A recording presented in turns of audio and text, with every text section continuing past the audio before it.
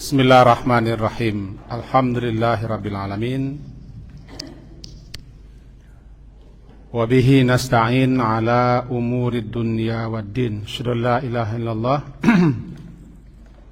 wa asyhadu anna Muhammadan abduhu wa rasuluh. Allahumma salli ala Muhammad wa ala ali Muhammad.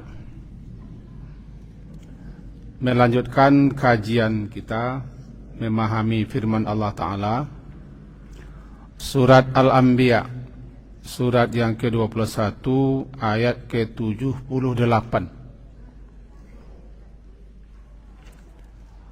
halaman 329. Tadi ya Sobi? 78. Oh, engkau nanti balik 87. Ayat 87 halaman 329 surat Al-Anbiya surat ke-21. Diralat. A'udzu billahi minasyaitonir rajim. Bismillahirrahmanirrahim.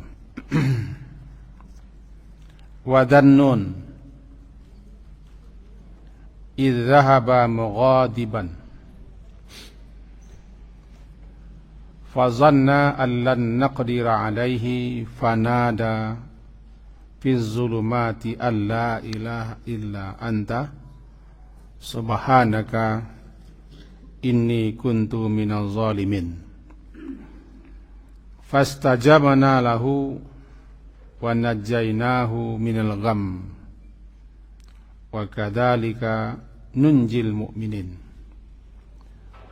Dan Zannun, dan ingatlah kisah Zunnun,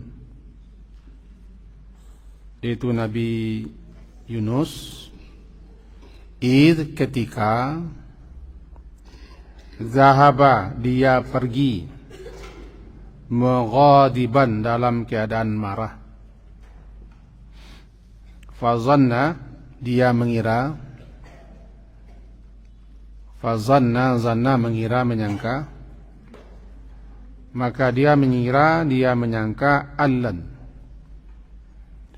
an bahwa lan sekali-kali tidak akan naqdira kami menyempitkannya atau menyulitkannya. Fanada maka lalu dia nada, berseru atau berdoa, fi zulmat dalam kegelapan, Allah bahwa tiada yang berhak disembah ilah illa anta melainkan engkau ya Allah, subhanaka maha suci engkau ya Allah, ini sesungguhnya aku kuntu minaz zalimin, aku termasuk orang yang zalim. Fastajabna lahu maka lalu istajabna kami ijabahi, kami kabulkan untuknya, wa najjaynahu dan najja menyelamatkan kami, najja menyelamatkan, dan kami menyelamatkannya minal gham daripada kedukaan yang mendalam, kadzalika dan seperti itulah, nunji kami akan selamatkan orang-orang yang beriman mukmin. Nabi Yunus digelari dengan Zunnun.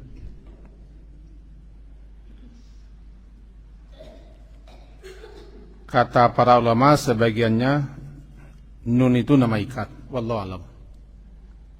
Jadi kalau Zunnun orang yang berada dalam perut ikan, wallahu alam.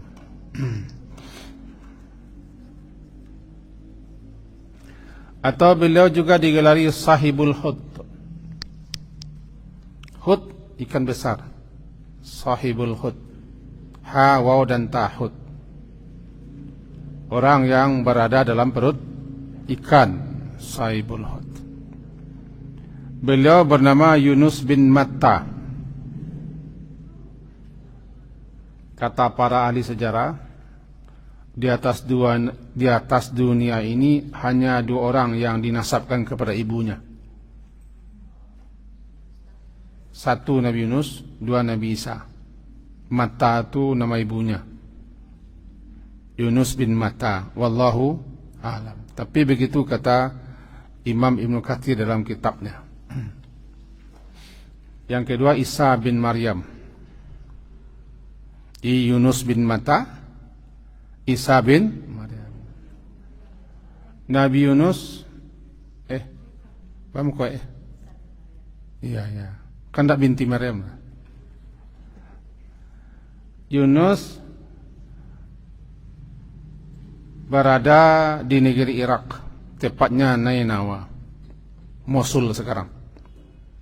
Negeri yang bergejolak di Irak. Nabi-nabi banyak yang dari Irak. Yang dari Arab cuma 4 orang nabi. Selebihnya dari Irak dan lain-lain.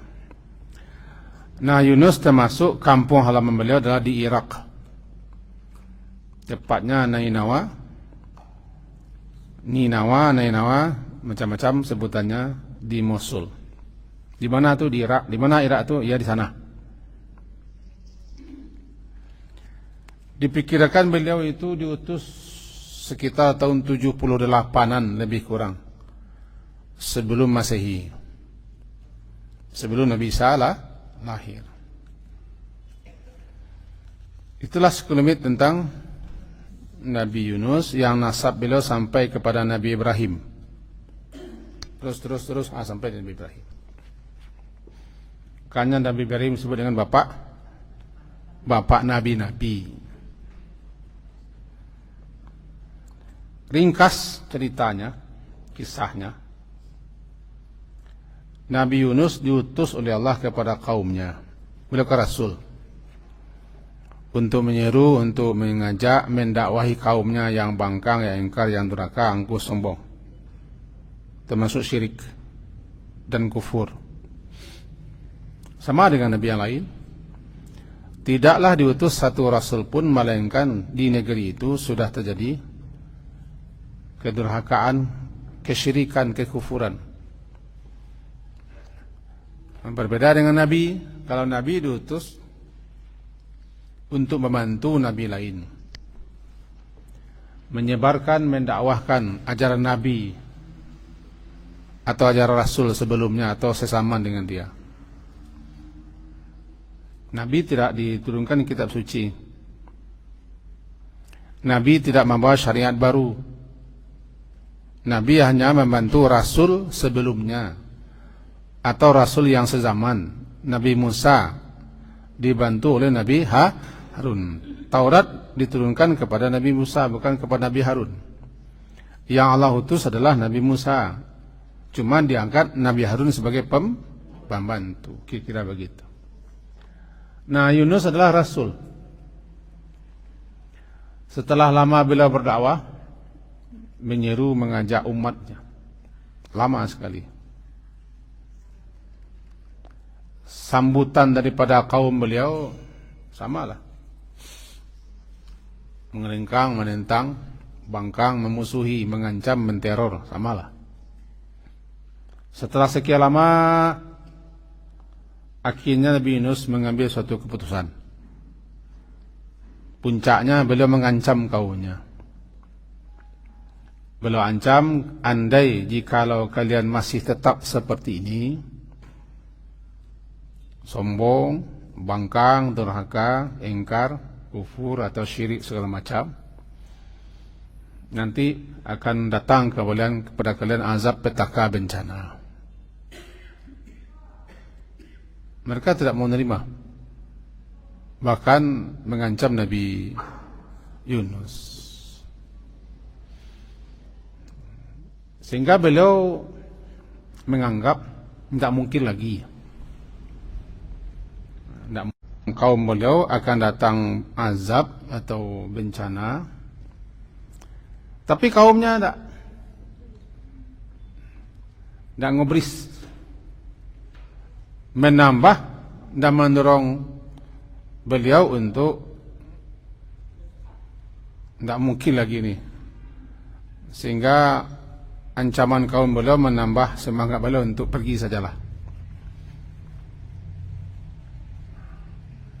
Wajar itu, sangat wajar lah, tahan. Cuma karena beliau Rasul, beliau tidak boleh. Karena Rasul Allah yang ngutus. Jadi kalau beliau pergi meninggalkan kaum negeri, berarti beliau meninggalkan tugas. Baru boleh berangkat kemana-mana izin Allah. Itulah Nabi Muhammad, beliau tidak mau meninggalkan Makkah. Sahabat yang pergi. Hijrah ke Habsyi, ke Ethiopia. Itu kan hijrah pertama tuh. Hijrah ke Habsyi, Ethiopia. Beliau tetap di Makkah, tidak meninggalkan Makkah. Kemudian hijrah ke Madinah, beliau tetap di Makkah. Sudah hampir habis orang. Baru mendapat izin daripada Allah untuk pindah, ditemani oleh Abu Bakar. Karena beliau tidak boleh meninggalkan kaum. Yang tidak pindah-pindah Nabi Nuh. Beliau hanya pindah ke kapal. 950 tahun. Jadi paling sabar lah. Tahan. Awal apa saya? Orang ngaji orang keluar tu dapat semangat. Kami yang ceramah yang mengaji ini 3 jenis manusia yang keluar. Ketiga jenis manusia itu orang sana semuanya. Sampai situ saja, tidak boleh disebut nanti bergunjing kok. Memang harus sabar. Kalau tidak sabar, berkolengan, berjatuhan, berhenti, tukar profesi. Ada yang mengalas, ada yang berusaha, ada yang buka travel, macam-macam lagi kan. Start, jadi tahan, mengajar. Nabi Yunus bukan Nabi Nuh. Nabi Nuh bukan Nabi Yunus. Sama dengan Nabi Nuh kan di Irak juga dulu. Beliau mengancam, kemudian beliau pergi. Idz dzahaba mughadiban. Ini dia. Ketika beliau pergi, zahaba pergi berangkat, meninggalkan kaum beliau dalam keadaan marah. Bukan marah-marah, emosi beliau meninggalkan kaum beliau, karena kaum beliau tidak mau dikasih peringatan. Bahkan ancaman pun tidak mempan, malah menentang. Sepeninggal Nabi Yunus, kaumnya ketar-ketir. Berabuk darah. Tapi gacha. Kok iyo ancaman Yunus kok. Maka mereka berusaha mencari Nabi Yunus kemana-mana dalam sejarah. Tapi Nabi Yunus tidak ada lagi berangkat. Lalu mereka semuanya, kampung itu, negeri itu sepakat. Mari kita berdoa kepada Allah. Dari yang kecil sampai yang besar, perempuan, laki-laki. Bahkan binatang pun dipisah-pisah antara induk binatang dan anak binatang. Mereka pakai baju hitam-hitam, menunjukkan kehinaan, kepapaan diri dan ketiadaan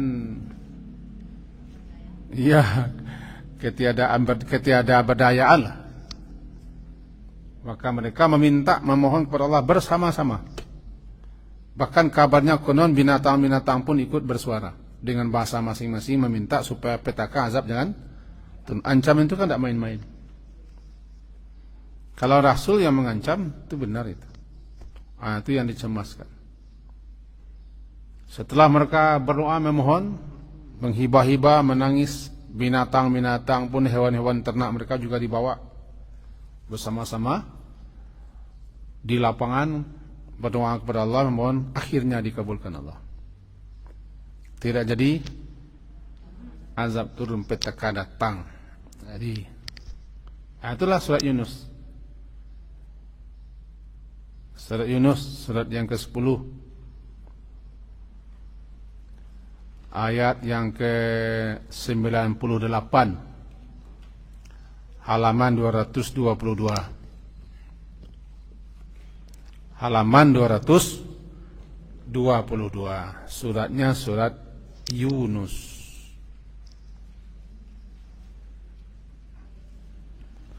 Salah satu nabi yang menjadi nama surat kan Nabi Yunus.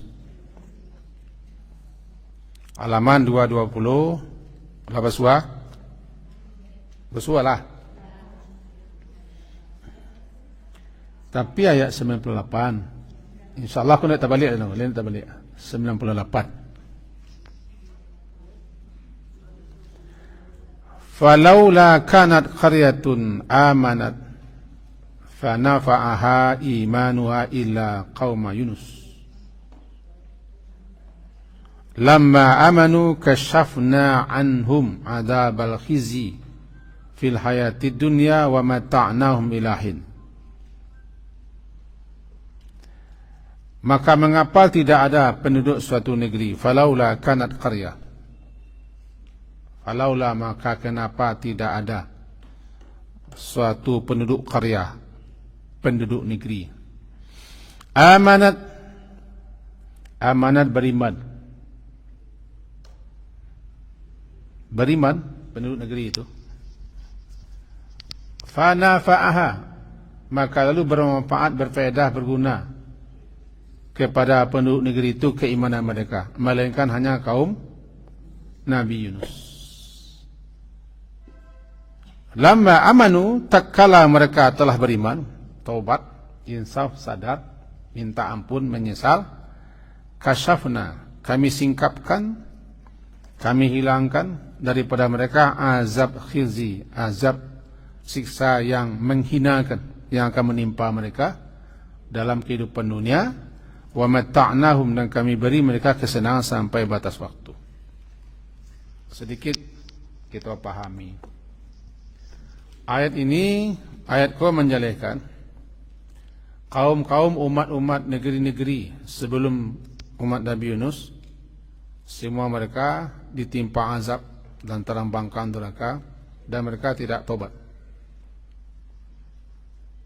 Satu-satunya kaum, satu-satunya penduduk negeri yang tidak jadi ditimpakan azab, petaka, bencana adalah umat kaum Nabi Yunus, karena mereka cepat sadar, cepat tobat. Selebihnya tidak. Jadi tidak ada satu kaum pun ketika diutus Rasul,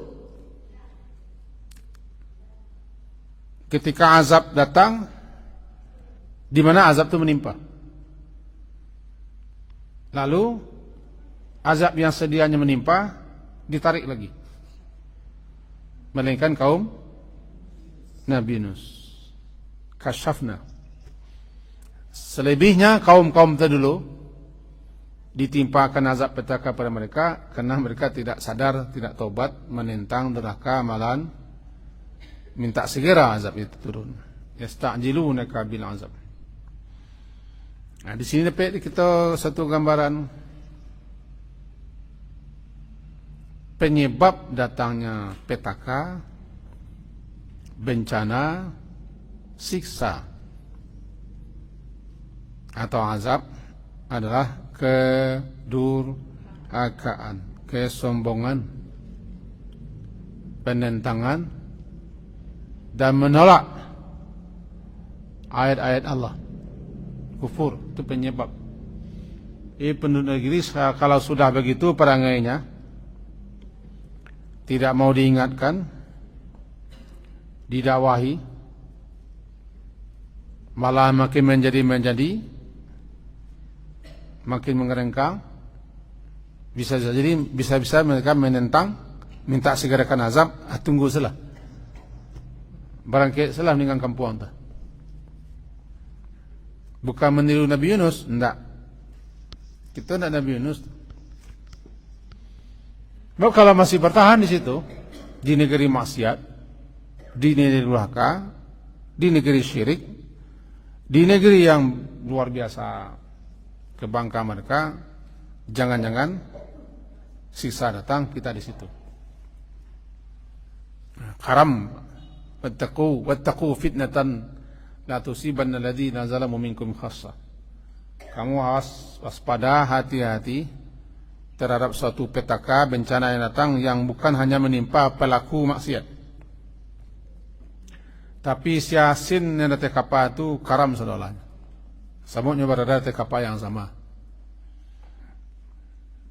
Kalaulah bobek suatu kezaliman, kemaksiatan, kedurhakaan, kebangkangan, kekufuran, kesyirikan di suatu negeri, tidak mau mereka dinasihati, didakwahi, diajak menerima kebenaran, malah makin menjadi masuk salah berangkat kopor leh.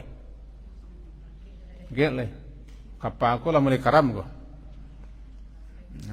Perahu bangsa aku sudah mulai retak mah. Kata Frankie. Perahu negeriku. Mindar. Kau nak terus berjuang. Terus menyampaikan dakwah. Nabi Yunus, karena beliau menduga tidak mungkin lagi, beliau berangkat. Karena beliau tahu dengan masyarakat beliau, dengan orang kampung beliau, dengan kaum beliau tahu, tidak mungkin lagi. Kalau kau bantu orang, no, tidak.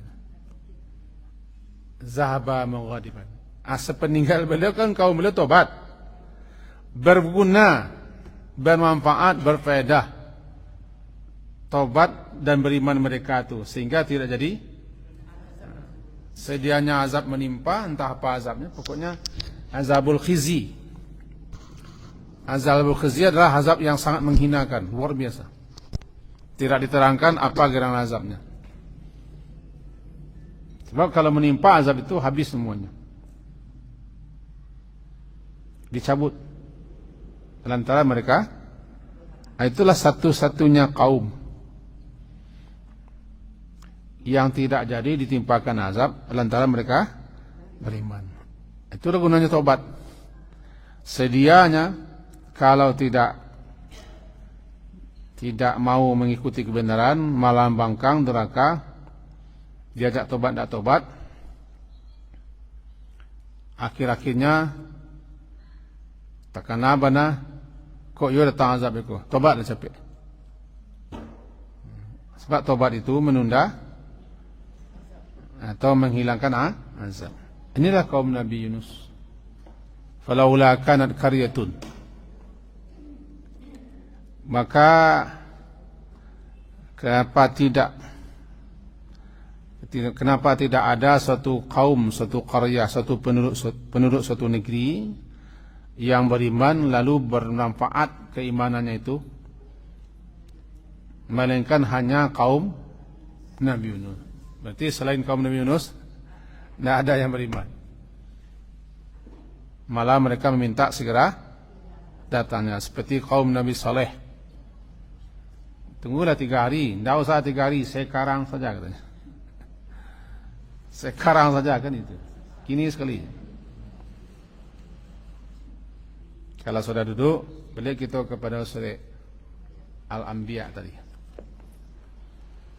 Zannun ayat 87. Dan ingatlah kisah Zunnun, Nabi Yunus.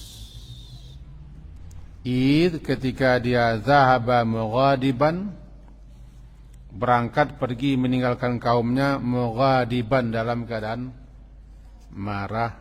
Fazanna, maka lalu dia menyangka, dia mengira allan, bahwa lan sekali-kali kami tidak akan naqdir alaih. Naqdir menyempitkan, menyulitkannya. Artinya apa? Nabi Yunus menyangka dia akan dibiarkan saja seperti itu pergi, meninggalkan kaumnya. Dia mengira akan aman, meninggalkan tugas Dan dia mengira kami tidak akan berbuat sesuatu kepadanya. Zanna, fazanna allan naqdir. Naqdir itu maknanya menyulitkan, menyempitkan. Menyempitkan, menyulitkan. Sehingganya berada dalam kepayahan. Allan naqdira alaih. Naqdira alaih. Kami tidak akan menyulitkan atasnya. Dalam surat As-Saffat diceritakan, berangkatlah beliau ke tepi pantai. Nabi Yunus berangkat beliau ke tepi pantai. Idza abaqa ila al-fulqil mashhud. Beliau itu berjalan bergegas. Tahu bergegas? Capek lari ke kapal yang sudah masyhun penuh. Ini kalau wakannya oto kan, oto lah rangke, oto lah penuh tu kaja, kira-kira itu lah kapal. Abaqa. Orang pancik. Kapal sudah bertolak atau sudah hampir bertolak karena muatannya sudah syarat dan penuh masyhun. Nampak di Nabi Yunus, lalu kaja, lari, pancik. Anum pancik, kau bahasa awak nak kau? Bahasa ayatnya nak do cik, nak do. Abaqa. Idza abaqa ila al-fulkil mashhun. Nak do sinan do. Nak do sinan. Nah, sesuai dengan undang-undang perkapalan. Kalau sudah penuh syarat itu bisa-bisa kapal itu tenggelam atau oleng. Tambah cik lah. Janganlah bayar lo kapal tu bayu lah. Kapal zaman situ lah. Kapal masa tak pakai mesin kan? Kan tak pakai mesin, pakai layar. Kan nampak cik lain itu bertambah. Maka sesuai dengan undang-undang perkapalan yang ada di negeri itu harus dikurangi muatan. Ini sudah mulai nih. Nabi Yunus merasa naqdira alaih. Kami telah mulai mempersulitnya. Dibuang muatan, tidak bisa. Dibuang muatan-muatan seberat, tidak. Kapal masih oleng. Akhirnya harus ada yang menceburkan diri ke lautan. Sepakat, sahama. Maka lalu mereka itu berundi, bersahama. Fakana minal mudhadin.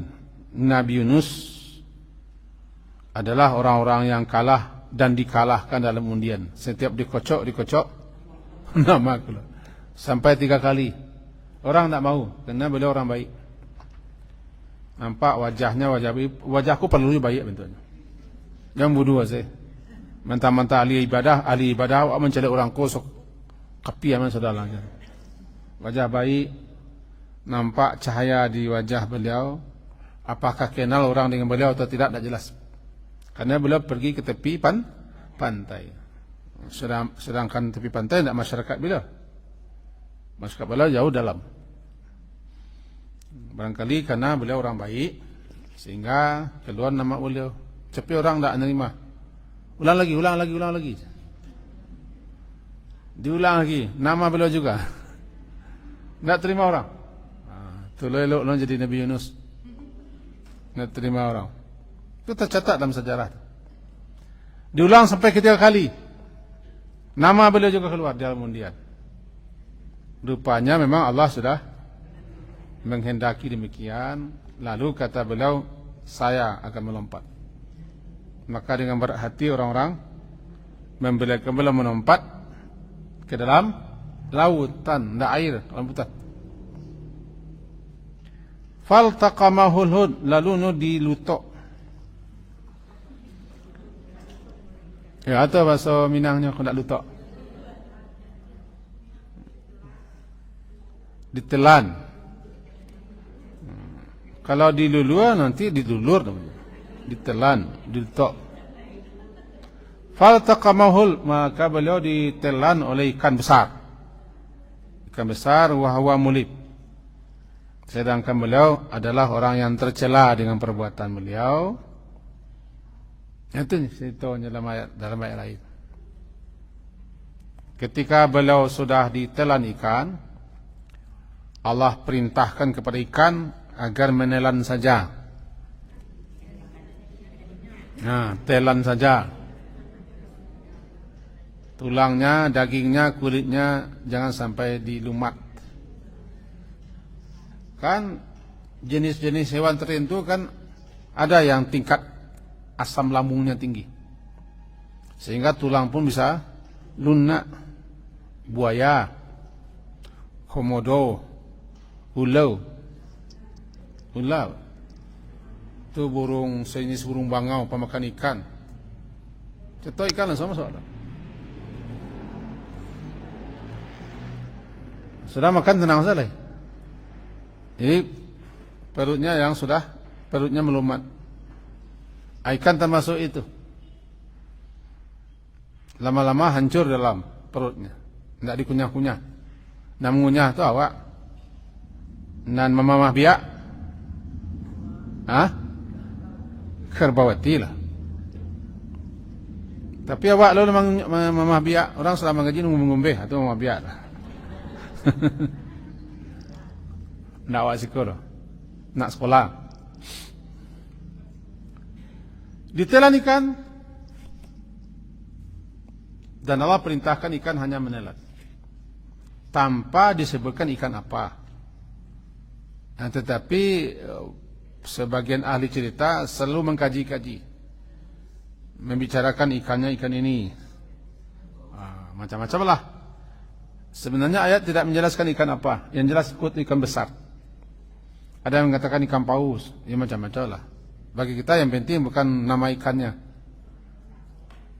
Kau cari lo ikan tu aku mampu alam. Ikan yang bisa menelan manusia, tentu sekarang ada enggak. Abu jai ikan tidak bisa menelan manusia. Tahu ikan abu jai ya? Ini bisa menelan manusia.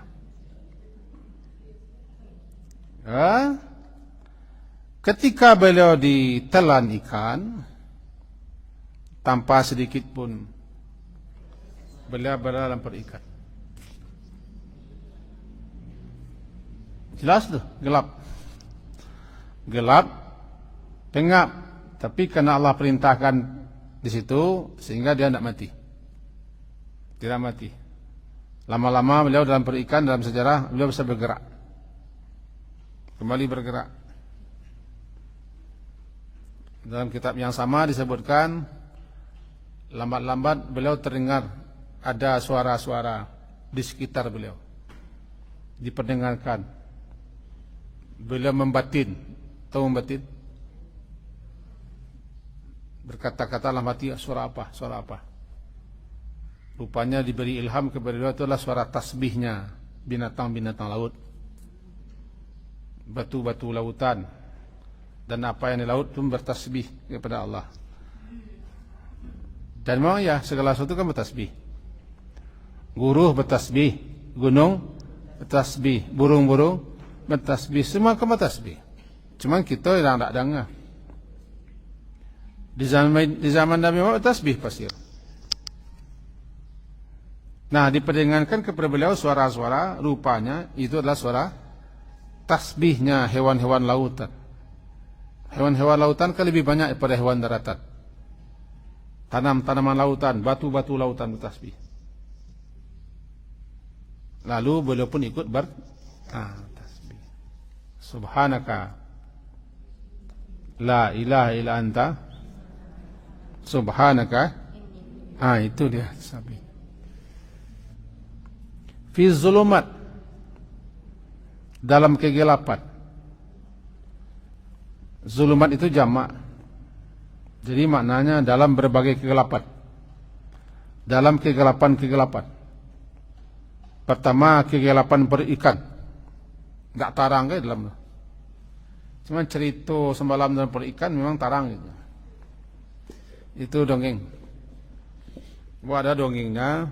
Kisahnya, rupanya Allah jadikanlah perut ikan itu bagaikan akuarium. Kata dongengnya. Saya baca buku dongeng itu. Lalu nampak beliau dari perut ikan pemandangan di lautan. Selama 3 hari 3 malam beliau dibawa oleh ikan besar melihat keindahan alam. Beliau ditimpa azab, dihukum, masa jalan-jalan. Jadi perut ikan beliau bagaikan akuarium, beliau nyaman di situ. Ini tidak benar, jangan dipercaya. Beliau mengalami kedukaan, kedukaan, kesedihan mendalam. Beliau dihukum oleh Allah, kan? Fazanna allan naqdira alaih. Yunus itu menyangka kami tidak akan mempersulitnya. Cobalah masuk perikan, kecuali perikan jam di Kemenatang atau masalah. Perikannya. Bertasbihlah beliau di zulumat, di kegelapan perut ikan, di kegelapan lautan, dan di kegelapan malam. 3 kegelapan, zulumat. Kegelapan perut ikan, kegelapan lautan, karena ikan besar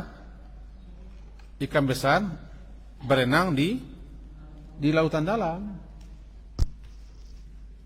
Ikan kecil tidak ada dalam lautan dalam, besar. Laut itu kan gelap. Makin dalam lautan, makin gelap. Dan kegelapan malam, karena beliau bermalam. Ketika beliau mendengarkan tasbih segala sesuatunya, dan Allah beri kemampuan itu, beliau pun menendangkan tasbih. Di antara yang beliau baca adalah La ilaha illa anta subhanaka inni kuntu minadh dhalimin. Wah, itu dalam kegelapan itu diriwayatkan sebagaimana yang dijelaskan Imam Ibnu Katsir dalam kitab Qasasul Anbiya, sampailah ke langit bunyi sayup tasbih yang beliau ucapkan dan berikat, terdengar oleh malaikat-malaikat di langit. Lalu malaikat-malaikat di langit berkata, Ya Allah, kami ada mendengar suara sayup-sayup sampai, suara yang tidak kenal di tempat yang tidak dikenal, suara tasbih. Tasbih siapa itu ya Allah? Saya tidak bercerita nih, tidak kisah, tapi memang itu yang dijelaskan. Jawaban Allah, itu tasbih hambaku, namanya Yunus. Lalu malaikat berdoa kepada Allah agar Nabi Yunus diselamatkan. Karena Yunus itu setahu kami orang baik. Itu saksian malaikat. Setiap saat amalan-amalan baik terus naik ke atas. Sehingga malaikat kenal. Saya ingatkan, siapa yang rajin melakukan amal saleh, malaikat di langit kenal. Karena amal saleh terus naik ke atas. Bahkan tasbih-tasbih yang kita baca, zikir-zikir yang kita baca, doa-doa istighfar yang kita baca, itu dikenal oleh para malaikat siapa orangnya. Sebab tasbih itu menyebut siapa yang membacanya. Bertasbih kita, bertahmid kita, bertahlil kita, bertakbir kita. Ucapan-ucapan yang kita baca itu tiba di aras, menyebut-nyebut nama siapa pembaca, tawaf sekeliling aras. Sehingga malaikat-malaikat yang ada di sekeliling aras dan malaikat yang ada di sekitar itu sama-sama mengenal, ini sanun. Maka siapa yang paling sering, paling banyak tasbih, bertahmid, bertakbir, tahlil, namanya makin viral. Purol lah. Jangan sampai nama tak dikenal teh, karena dia sabut. Di bumi kenalnya, Ya mapu cik ayam kenal lah, itu foto. Ini langit dah kenal lah. Sebentar lagi kan ada orang mapu cik ayam di foto. Alangkah rendah hatinya beliau. Aku itu cerita. Cerita kita space itu jadi panjang lu cik ayam juga. Jadi malaikat berkata kepada Allah, kalau memang Yunus itu Allah, amalannya naik terus. Sebab beliau bertasbih bukan hanya di perut ikan dalam riwayat. Beliau suka bertasbih sebelum beliau ditelan ikan pun. Beliau suka bertasbih, berzikir. Salah satu yang paling sering bertasbih Nabi Yunus, di samping Nabi Daud. Kalau Nabi Daud, suaranya yang bikin burung mati. Suara tasbih Nabi Daud itu bikin burung mati. Karena asyik mendengarkan tasbihnya, Nabi mati dah. Entah sakit mah burung, entah bagaimana. Itu tercatat dalam sejarah. Gunung bertasbih, burung-burung bersama Daud, sampai burung-burung terlena, tidak sempat makan, mati. Itu bukan dongeng, bukan dongeng. Dan Nabi Yunus termasuk orang yang suka musabbihin, hamba yang suka bertasbih. Jadi kalau kita ingin diselamatkan Allah, ditolong Allah, dilapangkan Allah, diberikan jalan keluar ketika kita mengalami krisis, sering-seringlah bertasbih, bertahmid, memuji Allah. Karena siapa yang sering bertasbih akan diselamatkan seperti Nabi Yunus diselamatkan. Tasbih. Akhirnya diperintahkan kepada ikan untuk memuntahkan apa yang ditelannya ke pantai, tanpa disebut di mana pantainya. Di pantai Bil Ara, beliau dimuntahkan ke pantai oleh ikan. Ke istilahnya fanabaznahu bil ara wa huwa saqim. Disebutkan dalam surah As-Saffat 145, kemudian kami lemparkan dia ke daratan yang tandus sedangkan dia dalam keadaan sakit. Sakitlah, karena sakit. Lempar ikan. Dimuntahkan sampai bila terlempar ke pantai. Pantai panas, gersang, tandus. Lalu Allah Subhanahu wa taala, karena Allah ingin menyelamatkannya, pelajaran sudah dikasih, peringatan sudah, sekarang diselamatkan. Maka Allah perintahkan sejenis labu-labu tumbuh. Syajaratan min yaqtin. Diperintahkan pohon-pohon rambat yang merambat sejenis labu yang lebar-lebar. Maka penuhlah pantai itu dengan tanaman sejenis labu yang menutupi beliau daripada terik matahari. Panasnya pantai, terik matahari, hangatnya pasir. Merambat, cepat tumbuh, tertutupi tubuh beliau. Kemudian setelah itu ada hewan-hewan yang datang ke situ. Di antaranya sapi-sapi yang mencari makan di situ. Rupanya sapi-sapi itu termasuk sapi-sapi yang banyak air susunya. Ada juga yang mengatakan kambing-kambing. Mencari makan ke rumput-rumput yang tumbuh menutupi Nabi Yunus. Di ngangasa muncungnya atas. Sebelah laut. Sapi-sapi makan, kambing-kambing makan, Yunus memakan. Tercatat, bukan dongeng. Enggak. Silakan baca kitab yang sudah kita sebutkan tadi, Qasasul Anbiya. Kalau tidak baca, saya sudah baca. Itu rahmat Allah. Jadi kami kabulkan doanya. Kembali kita kepada Surah Anbiya. Fastajabna lahu. Maka kami ijabahi kami kabulkan baginya Yunus doanya, dan kami selamatkan dia daripada gham, kedukaan yang mendalam. Kadzalika, seperti itu pula lah kami akan selamatkan orang-orang mukmin. Apa pelajarannya nih? Kata Nabi Muhammad sallallahu alaihi wasallam dalam beberapa riwayat disebutkan salah satu doa daripada namanya da'watul makrub, doa yang dibaca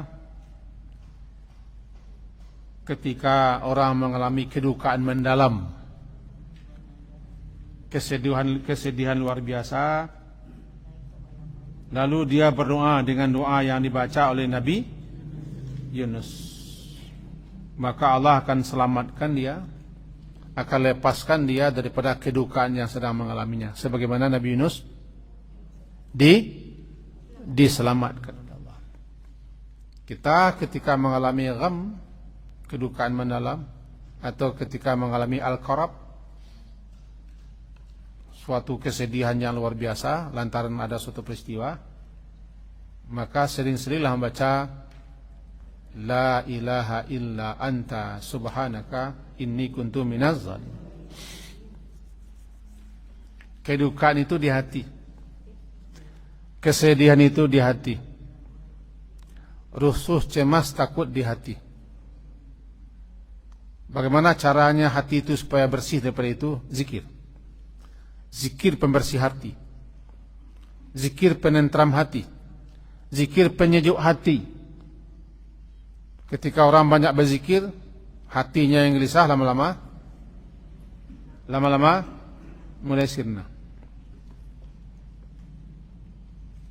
Jadi ketika mengalami duka, kesedihan, nestapa, banyak bertasbih. Seringlah baca ini, subhanaka la ilaha illa anta subhanaka inni kuntu minaz. Nabi Yunus tidak berdoa, ya Allah selamatkan saya, tidak. Yang ada cuma mengaku bahwa beliau termasuk orang yang zalim, meninggalkan kaumnya. Inti daripada taubat kan mengaku. Mari kita ingat lagi Nabi Adam. Nabi Adam doanya itulah, Rabbana zalamna anfusana wa illam taghfir lana lanakunanna minal khasirin. Zalamna, kami telah zalim. Apa zalim? Kami tidak patuh, kami tidak taat, kami melanggar, zalim. Nabi Adam tidak ada meninju orang, tidak ada membuli orang. Nabi Adam tidak ada merampas tanah orang. Tidak ada merampas tanah orang, tidak ada. Cuma Nabi Adam melanggar, tidak taat. Jangan dekati pohon ini. Kalau engkau dekati, fatakuna minaz zalimin. Kalian berdua, Adam dan Hawa, termasuk orang zalim. Didekati lantaran bujuk rayu setan. Itu yang beliau akui, zalamna. Nabi Yunus pergi meninggalkan kaumnya. Namanya beliau melanggar, tidak taat kepada perintah. Itu pula yang beliau akui, inni kuntu minaz, saya memang zalim, ya Allah. Sadar, insaf. Tentu ada yang diminta di balik pengakuan, minta rahmat, minta doa. Itu ada yang langsung diminta, ada yang tidak langsung. Yang langsungnya minta lah, ya Allah, tolonglah kayu, wah kami ku, biarlah mati sekindak. Itu doa langsung. Anda pernah dengar kan? Kini lah kan dengar. Nak talok dia tak ikut. Nak talok dia tak ikut. Biarlah pisah pada bercerai. Kalau cerai tak talok pisah no ada kita.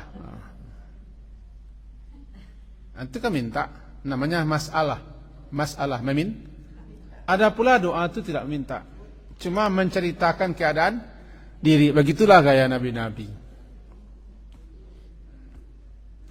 menceritakan apa yang sedang dialami.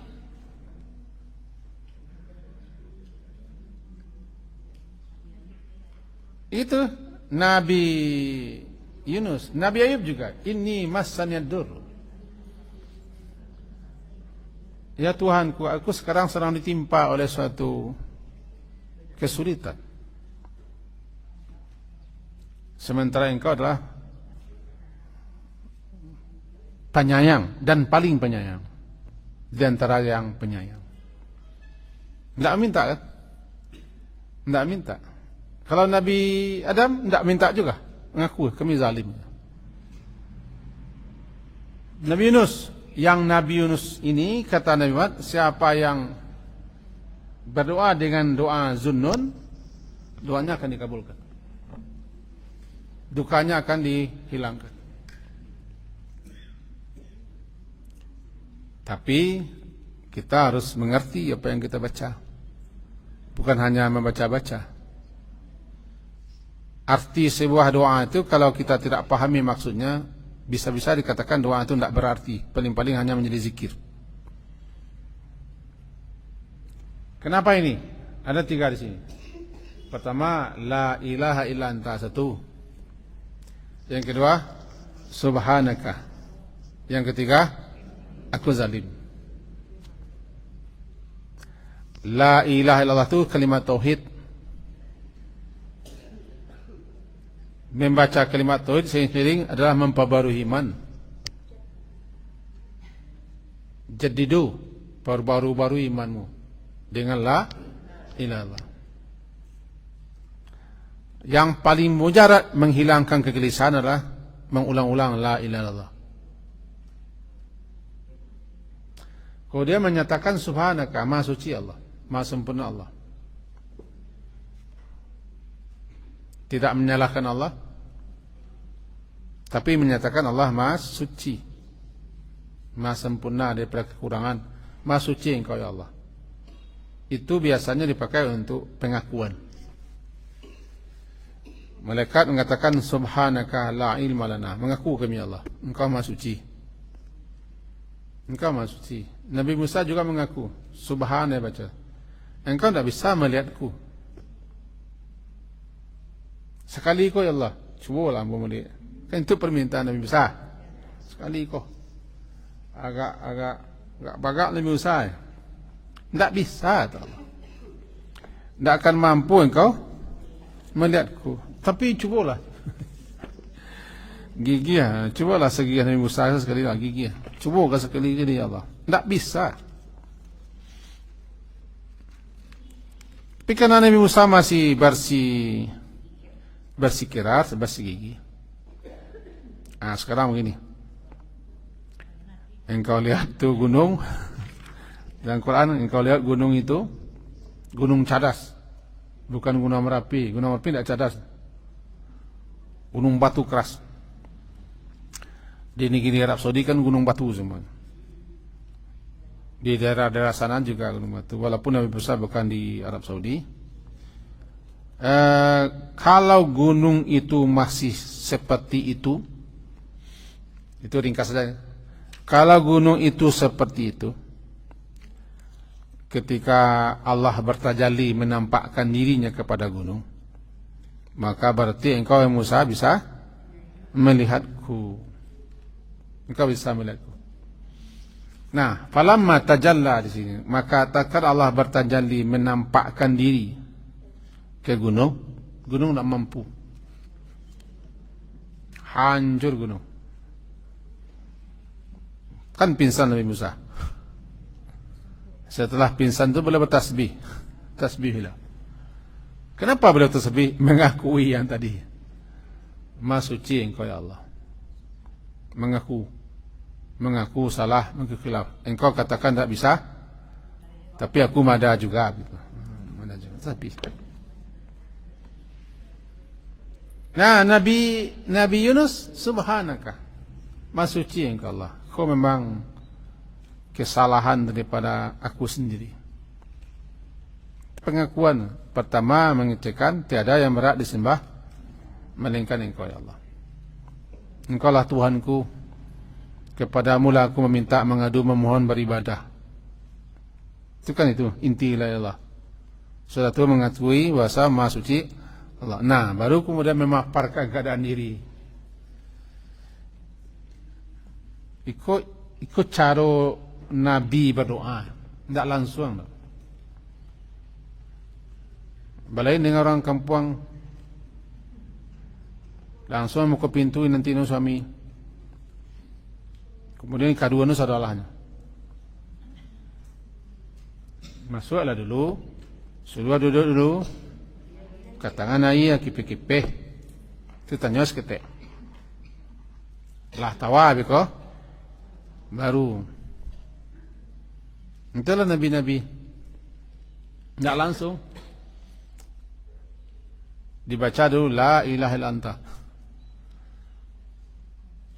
Menyanjung, memuji, mengagungkan, memuliakan Allah dulu. Lalu memasucikan Allah. Baru paparkan keadaan diri. Mangko go maah, itu ke mama itu enggak? Go dong mak gua. Itu kemenakan mama ku. Baru lah minum kawannya. Kopi. Bapar. Itulah gunanya berdoa, memuji, menyanjung, memuliakan, mengagungkan Allah. Dan tembak lepas, tembak lepas. Doa-doa Nabi begitu. Sebut nama Allah di pangkal atau di tengah atau di ujung. Puji Allah. Jadi urutannya aku termasuk orang yang zalim. Zalim melanggar tugas, meninggalkan tugas. Diulang-ulang. Tidaklah seseorang mengalami kedukaan, kesedihan, dan segala macamnya, melainkan karena ada kezalimannya. Ada ibu hati surang, tiba-tiba sadia senati, tiba-tiba duka sewa, tiba-tiba rusuh sewa, tiba-tiba tidak sanang seperti saat. Aduh mukadimahnya tu, tanda aduh kezaliman gitu. Cuma definisi zalim ku nak boleh pelok awak zalim kecewa mah ninju orang kepanjang. Zalim melakukan pelanggaran. Zalim kan dibagi tiga. Durhaka kepada Allah, zalim pertama. Membikin orang teranaya, terganggu, tidak nyaman, zalim yang kedua. Itu melakukan perbuatan yang mengakibatkan diri kita yang mengalaminya, zalim. Ketika orang melanggar, tidak taat, tidak patuh, seperti Nabi Adam, beliau zalim lah. Nah, tidak satu musibah pun yang menimpa lantaran melainkan itu adalah lantaran dosa. Kenapa kita mengalami kedukaan, kesedihan, ketakutan, kecemasan dan segala macam? Tanda ada dosa. Ada dosa. Itu yang diakui, aku zalim kepada diriku sendiri. Dipaparkan kepada Allah, bukan Allah tidak tahu, tapi mengaku itu yang penting. Aku Abu Bakar pernah diajari Rasulullah doa. Kata beliau ringkasnya, ya Rasulullah, ajarkanlah aku sebuah doa yang akan aku baca dalam salat. Ajarkanlah aku sebuah doa yang akan aku baca dalam salat. Diajarkan Rasulullah, bacalah. Aleh. Zalamtu nafsi zulman katsira. La yaghfiru dzunuba. Begitu doa. Mengaku zalim. Itulah urutan doa Nabi Yunus. Kalimat tauhid, tasbih, mengantarkan beliau dapat rahmat Allah. Beliau tidak berdoa, Enggak. Cuma menceritakan dan memaparkan apa yang beliau alami. Doa tidak langsung namanya. Itu cara orang mulia-mulia, para hamba-hamba Allah pilihan berdoa. Nah, tidak langsung. Doa kan bah. Cuma 80 peluru doa aku kepada Allah. Langsung jadi. Sudah tu panik doa tu dah doa selesai. Apa lagi? Fastajabna, kami ijabahi. Kami kabulkan doanya. Permintaannya kami kabulkan. Kami selamatkan dia dengan cara tadi. Disuruh ikan itu melemparkan lagi, dimuntahkannya. Ringkuak-ringkuak badan Nabi Yunus tu. Sakim. Sakim kan sakit. Rangkik-rangkik lempar ikan. Nampak kasut aja tu. Itu mengkono Tagalak. Kalau mau Tagalak kini Tagalak. Dulu tak Tagalak. Dulu mau baca buku tu. Beliau seakan berada dalam suatu perikan sanang. Bercahaya, bersinar. Kemudian perikan tu cokaco. Nampak pemandangan sebaliknya. Wah baca na sebenarnya. Yolah. Nak kena taluak gitu. Sakit beliau. Sakit. Beliau menderita gam. Kan gam kan? Bacalah ayat kan gam. Beliau diterima. Mengalami gamnya. Wa najainahu minal gham. Kami selamatkan dia daripada gam. Kesusahan. Selama dalam perut ikan. Dimuntahkan keluar. Andaikan Nabi Yunus tidak termasuk orang yang suka bertasbih, falaula annahu kana minal musabbihin, andaikan Nabi Yunus itu tidak termasuk orang yang suka bertasbih, lalabitha fi batnihi, dia akan tinggal dan perikan itu sampai di kiamat. Nanti dibangkitkan di perut ikan.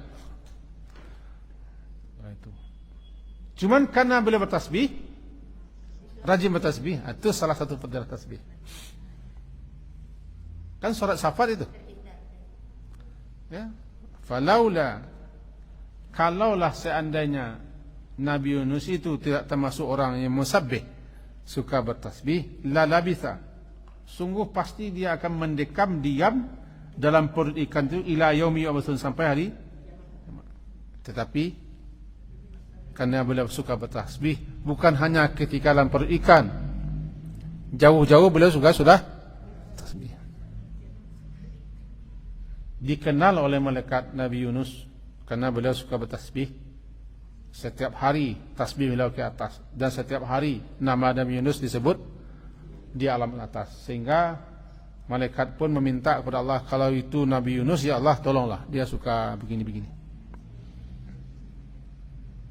Selamat kan? Diselamatkan Nabi Yunus.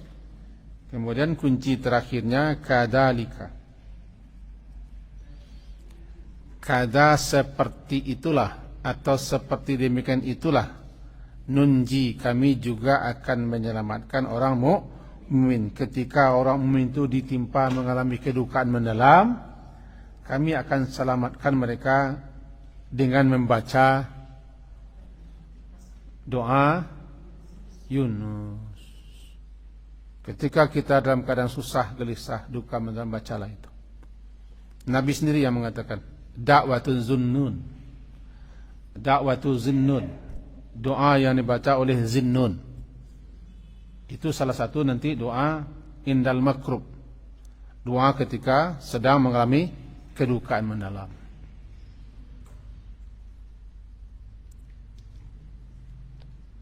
Diselamatkan, diselamatkan.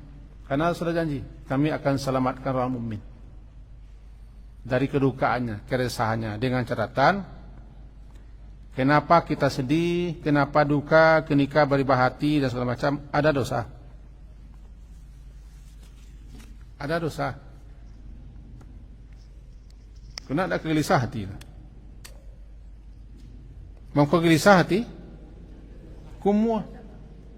Ana mengumuh nanti dosa, kesalahan, kekhilafan, istighfar, bertasbih, bertahmid dan segala macam. Lama-lama sejuk dia, habis dia. Kira-kira tu kaji Pak, dia ragu. Kau nak kan tinggal mempraktikkan selai. Baca orang mempraktikkan doa Nabi Yunus. Itu harus masuk ke perut ikan dulu.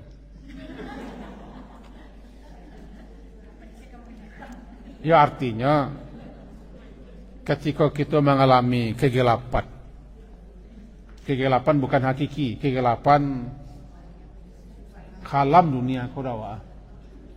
Kalau kita orang kampung mau kalam kulallah ini, kalam kulallah ini, salapang ku dunia sampai ni, satarang kuarika kalam, dah kalam penganadin yang ni, tu kalam. Ketika kalam juga tu tanda ada musibah. Bacalah berkali-kali. La ilaha illa anta subhanaka berkali-kali. Pas orang ke salat. Sekian kaji kita. Semoga berfaedah dan bermanfaat. Diakhiri subhanakallahumma bihamdika asyhadu an la ilaha illa anta astaghfiruka wa atubu ilaik. Wassallallahu ala Muhammadin wa ala alihi sahbihi jami'in. Alhamdulillah.